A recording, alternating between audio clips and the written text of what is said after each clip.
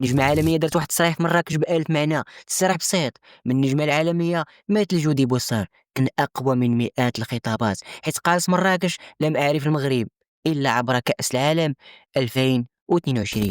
كانت في الواقع كتلخص كيف يمكن للحظة رياضية وحدة أن تغير نظرة العالم ليه. بل لم يكن ذلك مجرد اعتراف بكرة القدم، بل كان إقرار بأن الإنجاز الرياضي قادر على إعادة تشعيل صورة دينية للأمة بأكملها. المغرب في الحقيقة لم يتغير في المونديال، بل العالم كامل اللي يتغير. النظرة ديالو المغرب، العالم كامل شاف بلاد الانضباط، الروح الجماعية، العمل الهادئ الذي يؤمن بالفعل أكثر من الخطاب. وشافوا منتخب يشتعل بالثقة ويقدم صورة تعكس العمق، بلد يعرف كيف يمشي نحو الأهداف بصمت وثبات.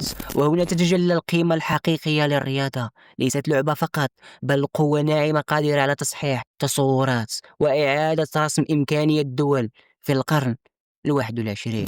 تصريح جودي فوستي لم يكن ضوءا موجها نحو كرة القدم، بل كان ضوءا مسلطا على المغرب بنفسه. بلد ينهض حين تأتي اللحظة الحقيقية ويبني حضوره بالعمل الهادئ، والنتيجة واضحة: الصورة التي تتحدث عن نفسها. في النهاية قد تتغير الكلمات وقد تختلف الروايات، ولكن الصورة التي يصنعها الإنجاز تبقى الأكثر صدقا وأكثر تأثيرا.